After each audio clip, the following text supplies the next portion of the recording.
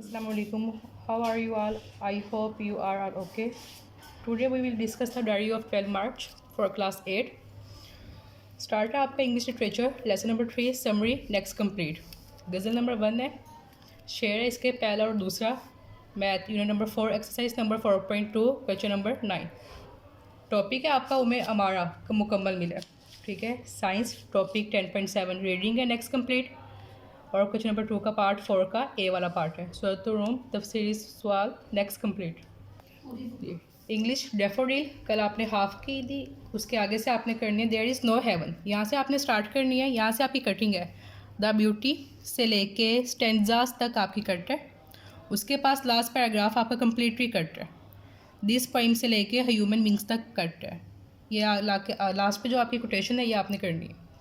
चलो उर्दू की आपकी गज़ल है फ़कीराना आए सदाकर चले.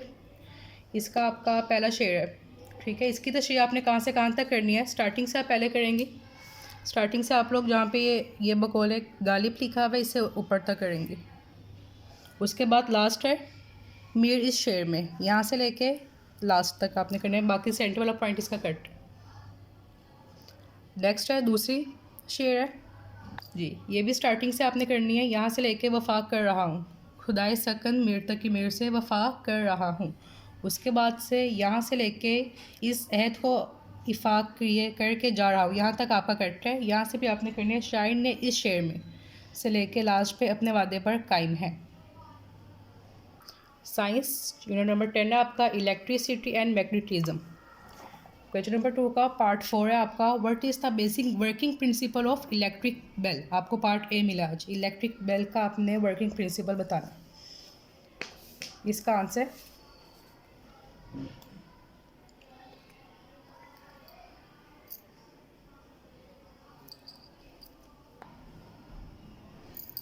इस्लामियात का टॉपिक है आपका हज़रत उम्मे अमारा. ठीक है. पहला आपका एडिशनल है यहाँ पे हज़रत उम्मे अमारा का पूरा नाम क्या था या फिर हज़रत उम्मे अमारा का मुख्तसर तारुफ बयान करें. इसका जवाब है आपका नाम नसीबा. यहाँ से लेके आपने सेकंड लाइन है बैत उक़बा सानिया में शिरकत की, यहाँ तक इसका पहला है. ठीक है. नेक्स्ट है आपका बैत उक़बा सानिया में कितने मर्द तो कितनी औरतें शामिल थी. इसमें इस बैत में 73 मर्द से लेके जहाँ तक इसका लास्ट हो रहा है शामिल शुमार होता है यहाँ तक. तीसरा आपका हज़रत उम्मे अमारा की इस्लामी खिदमात लिखें.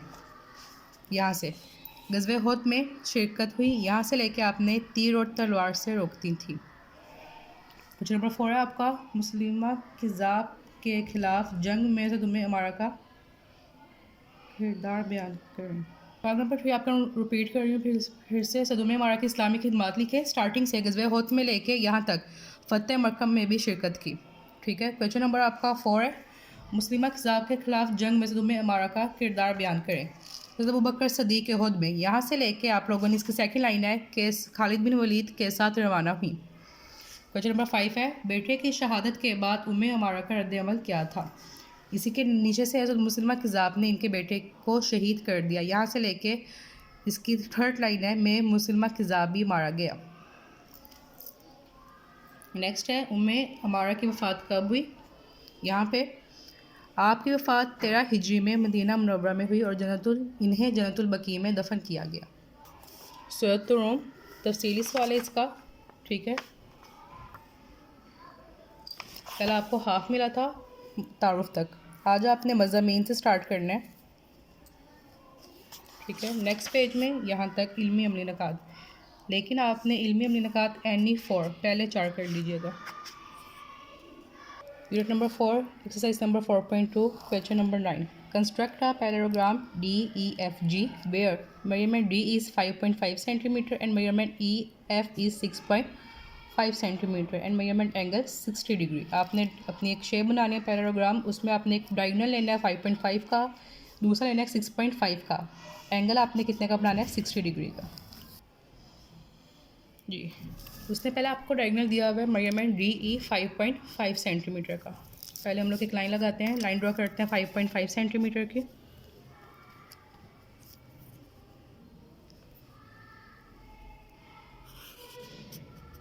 ठीक है.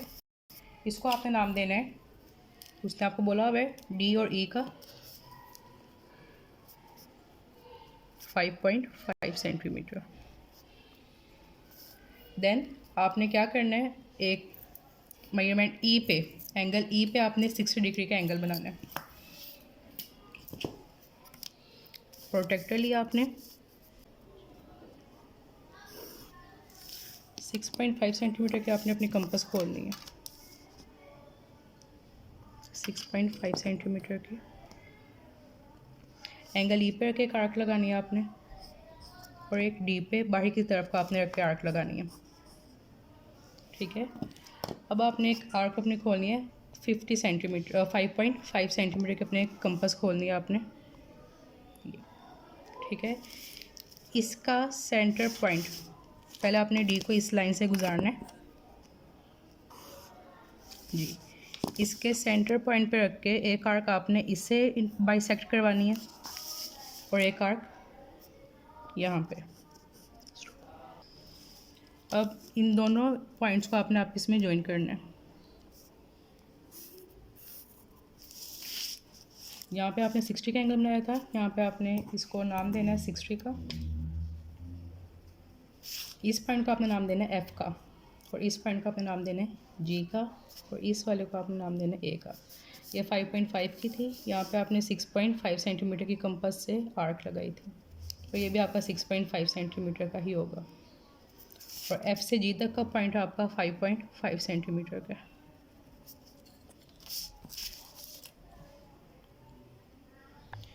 ये इस एंगल के स्टेप्स ऑफ कंस्ट्रक्शन हैं, इसको एक नोट डाउन कर लीजिए।